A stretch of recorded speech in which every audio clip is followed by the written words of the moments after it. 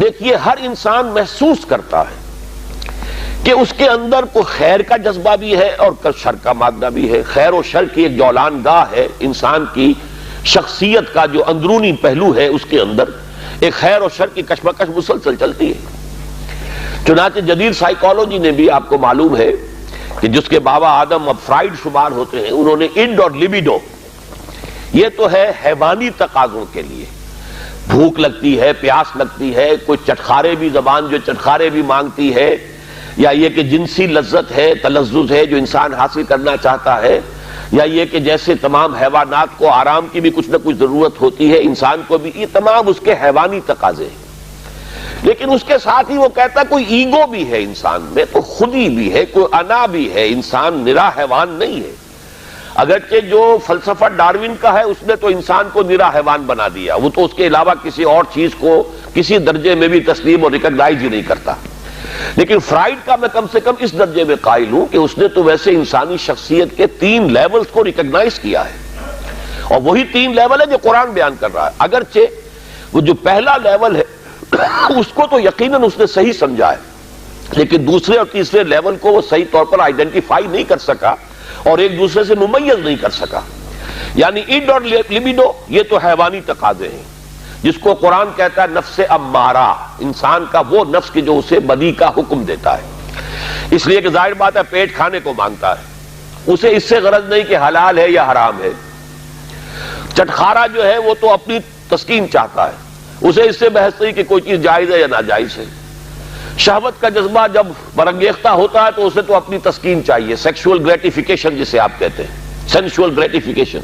اسے اس سے بحث نہیں کہ جائز راستہ ہے یا ناجائز راستہ ہے، لہذا وہ حد اعتدال سے تجاوز کرے گا، صحیح راستے سے ہٹے گا. یہ گویا کہ اس کی سرشت کے اندر ہے.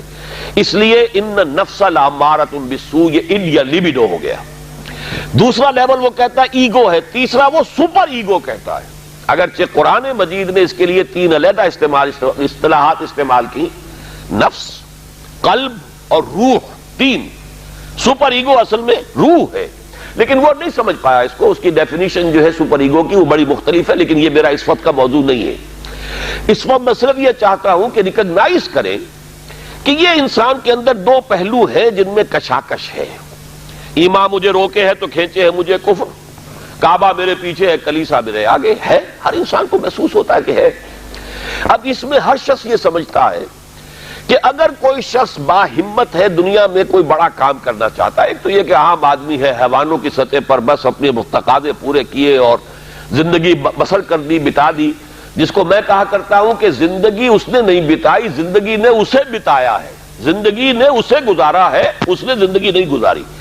زندگی تو وہ شخص گزارتا ہے جو اپنا کوئی ہدف معین کرتا ہے، کوئی آئیڈیل، کوئی آدرش، کوئی نصب العین وہ اس کی زندگی میں ہے، جس کے لیے وہ محنت کرتا ہے، بھاگ دوڑ کرتا ہے، اس کے حصول کی کوشش کرتا ہے.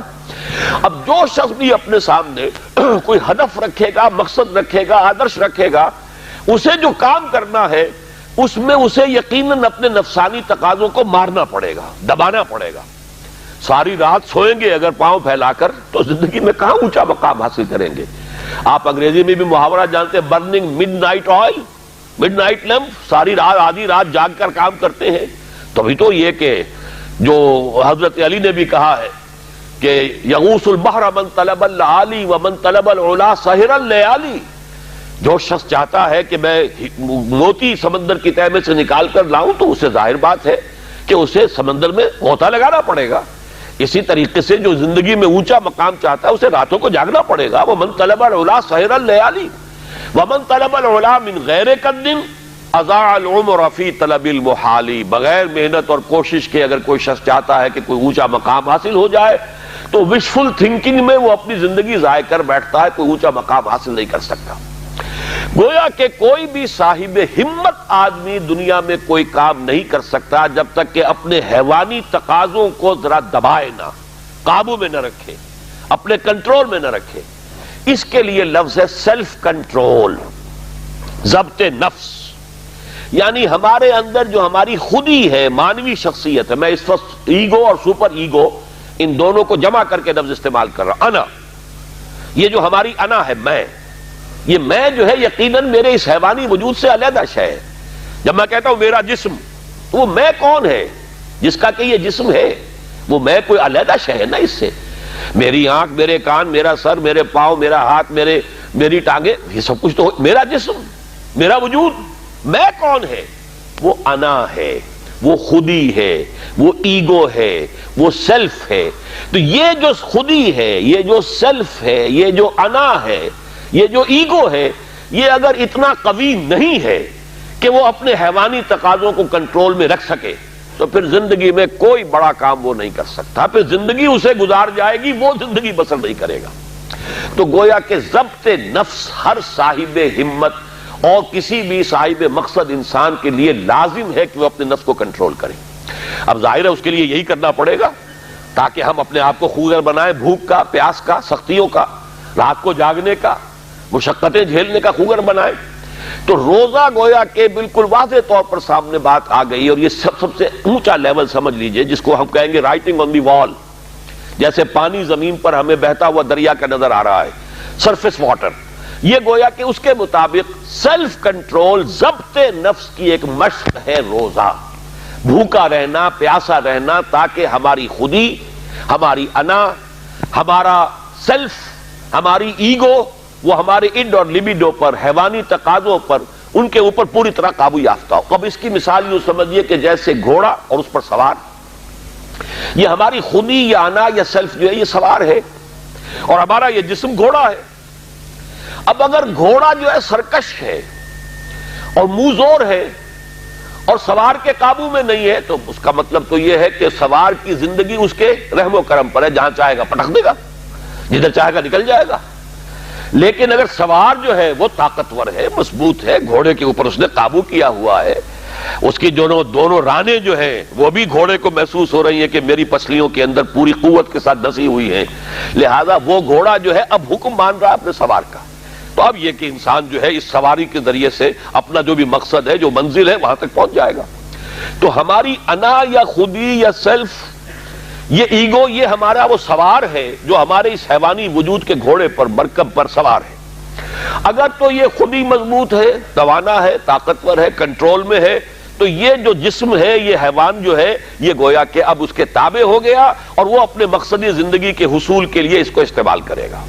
اور اگر یہ کمزور ہے اس کی انا یا خودی، تو پھر تو وہ زندگی جو ہے اور اس کے حیوانی تقاضے اسے جس طرح چاہیں گے استعمال کر دیں گے.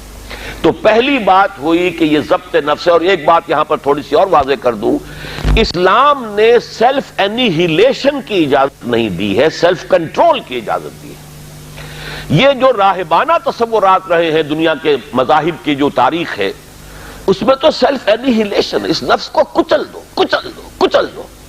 جیسی جیسی تپسیائیں ہندو یوگی کرتے رہے ہیں، یا جیسی جیسی ریاضتیں رہبان جو ہوتے تھے حضرت عیسیٰ علیہ السلام کے ماننے والے عیسائی راہب، اگر آپ ہسٹری آف کرسچین موناسٹسزم پڑھیں گے تو واقعی رومتے کھڑے ہو جاتے ہیں کہ کتنی تپسیائیں اور کتنی ریاضتیں سخت وہ لوگ کرتے تھے. لیکن یہ اسلام میں نہیں ہے. لا رہبانیت فی الاسلام. اسلام نے تو کہا یہ تمہارا وجود تمہارا گھوڑا، اسے استعمال کرو، بس تمہارا کنٹرول اس پر ہونا چاہیے، تم اس کے تابع نہ ہو جاؤ، یہ تمہارے تابع رہے. یہاں تک کہ حضور نے حضرت عبداللہ ابن عمرو بن العاص رضی اللہ تعالی عنہما، ان کی ایک حدیث بھی ہمیں آج پڑھنی ہے.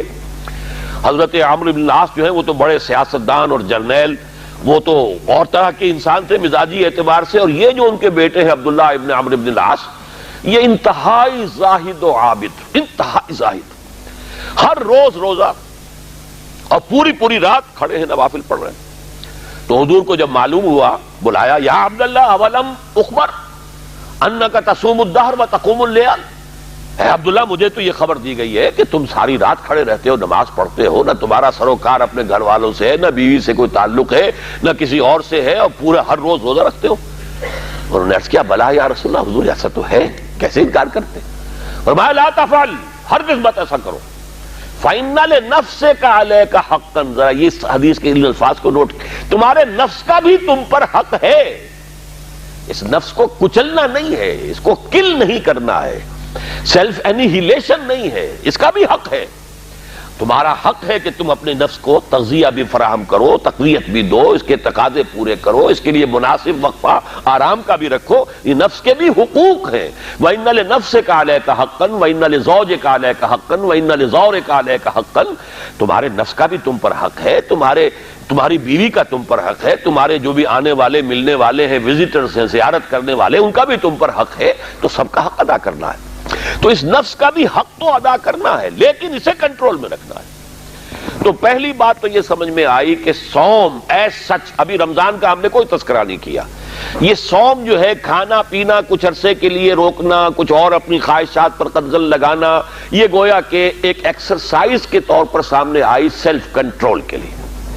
لیکن اس سے اگلا مرحلہ آتا ہے، اگر یہ ایکسرسائز میں نے خود معین کی ہوتی تو اس کا مسئلہ کچھ اور ہوتا، لیکن چونکہ یہ ایکسرسائز جس کا نام صوم ہے یہ اللہ نے فرض کی ہے، گویا کہ اگر میں کچھ نہیں کھا رہا ہوں تو اس لیے نہیں کھا رہا کہ اللہ کو اس کا کھانا اس وقت پسند نہیں ہے، میں اگر نہیں پی رہا ہوں تو اس لیے نہیں پی رہا کہ اللہ کی طرف سے اجازت نہیں ہے، میری منکوحہ بیوی موجود ہے لیکن میں اگر اس سے اس وقت ہم بستر نہیں ہو رہا تو اس لیے نہیں ہو رہا کہ میرے رب کا حکم نہیں ہے۔ گویا کہ اب یہاں کیا معاملہ ہوا کہ خودی کو مضبوط کرو لیکن پھر اسے خدا کے سامنے جھکا دو۔ یہ جب انسان کی خودی مضبوط ہو، پہلا مرحلہ تو یہ ہے، اگر آپ کی خودی مضبوط نہیں ہے اور ایاک نعبد و ایاک نستعین، اندر سے نفس کہہ رہا ہے کہتے رہو تم ایاک نعبد و ایاک نستعین، میں تو نہیں مانتا حکم، تم جھک بھی گئے ہو رکوع میں، تمہارا جسم تو جھکا ہے، تمہاری مانوی شخصیت تو اکڑی ہوئی کھڑی ہے، وہ جھکنے کو تیار ہی نہیں۔ وہ جو کہتے ہیں مولانا روم کہ نفس ما ہم کم طرف فرعون نیست لیکن اورا اون ایرا اون نیست، میرا نفس بھی فرعون سے کوئی کم تو نہیں ہے۔ فرعون نے کہا تھا الیس لی ملک مصر، کیا مصر کی بادشاہی میری نہیں ہے؟ وہذہ الانہار تجری من تحتی، اور یہ سارا اریگیشن سسٹم میرے کنٹرول میں، جس کو چاہوں پانی دوں، جس کو چاہوں روک دوں۔ اسی طرح میرا جسم کہتا ہے، میرے اندر کا نفس کہتا ہے یہ میرا وجود ہے، اس میں میرا حکم چلے گا، میں نہیں جانتا کیا حلال کیا حرام، کون خدا کیا اس کے احکام۔ تو یہ جو نفس کہتا ہے نفس ما ہم کم طرز فرعون نیست لیکن اورا اون ایرا اون نیست، چونکہ فرعون کے پاس لاؤ لشکر بھی تھا، اس نے ڈنکے کی چوٹ بھی کہہ دیا انا ربکم الاعلی، میرے پاس لاؤ لشکر نہیں ہے، میں کہہ تو کچھ نہیں سکتا، لیکن میرا نفس اندر سے یہی کہتا ہے کہ یہ میری اقلیم ہے، یہ میری سلطنت ہے، اس پہ میری مرضی چلے گی۔ اس حوالے سے جب تک کہ انسان کی خودی جو ہے قابو یافتہ نہیں ہے اپنے وجود پر، اس وقت تک اس کا یہ کہنا ایاک نعبد و ایاک نستعین بے معنی ہے، اس کا کوئی مفہوم ہی نہیں۔ میں اس کی مثال یہ دیا کرتا ہوں کہ فرض کیجئے شہنشاہ اکبر کا دور ہے یا شاہجہاں کا یا جہانگیر کا، اور کوئی ہندو راجہ کہیں کا تھا، اس سے پہلے باغی تھا، اب وہ حاضر ہوا ہے سر اطاعت خم کرنے کے لیے، تو اس کا یہ فعل اسی وقت بامانی ہے جب اس کی اپنی حکومت اس ریاست میں قائم ہے۔ اگر معلوم ہو کہ وہ تو وہاں بغاوت ہو چکی، وہاں تو کسی اور کی حکومت ہے، اب یہ آیا ہے اطاعت قبول کرنے کے لیے، تو اس کا آنا بے معنی ہے۔ بالکل یہی ہے ہمارا، جب میرا اپنے وجود پر کنٹرول ہی نہیں تو میں کس شے کو اللہ کے سامنے پیش کر رہا ہوں۔ اسلمت وجہی الیک اللہم انی وجہت وجہی الیک واسلمت نفسی الیک، اے اللہ میں نے اپنے نفس کو تیرے سامنے جھکا دیا ہے، تیرے سامنے سرنگوں کر دیا ہے، وہ نفس تو میرا کہنا مان ہی نہیں رہا۔ تو پہلی بات تو یہ ہے کہ خود ہی اتنی طاقتور ہو کہ وہ اپنے وجود کے اوپر حکمران ہو، پھر وہ اپنی پوری شخصیت کے ساتھ اللہ کے سامنے جھکے۔ جب یہ مضبوط اور توانا خودی خدا کے سامنے اپنے آپ کو گرا دیتی ہے، بچھا دیتی ہے، اس کا نام تقویٰ ہے، اللہ کا تقویٰ، وہ کیفیت نفس کی جس میں ایک یوں سمجھئے وہ شخصیت جو سپلٹ نہیں ہے، جو کہ آرگینک ہول کی حیثیت سے یہ ایک شخصیت ہے، اور اس کے اندر اس کی خودی جو ہے حاکم اور حکمران ہے، وہ خودی اب اپنے آپ کو اللہ کے سامنے سرڈگوں کر رہی ہے، اور اس نے اپنے آپ کو اللہ کے حوالے کر دیا ہے۔ اسلمت نفسی الیک وفوضت امری الیک واسنت ظہری الیک۔ اے اللہ، یہ رات کی دعا ہے، جب حضور سوتے ہوئے دعا جب آپ اپنا رخ کر لیتے تھے کعبے کی طرف داہنے ہاتھ کروٹ لے کر، اللہم انی وجہت وجہی الیک واسلمت نفسی الیک وفوضت امری الیک واسنت ظہری الیک، بڑی پیاری دعا ہے۔ لیکن یہ ساری چیزیں بامانی اس وقت ہوں گی جب آپ کی خودی اتنی طاقتور ہے کہ اپنے وجود پر حکمران ہے۔ تو گویا کہ ضبط نفس، لیکن اس سے آگے بڑھ کر ضبط نفس کے ساتھ اللہ کی اطاعت، اور اس کا تقوی در حقیقت یہ ہے غرض و غایت اس ریاضت یا عبادت صوم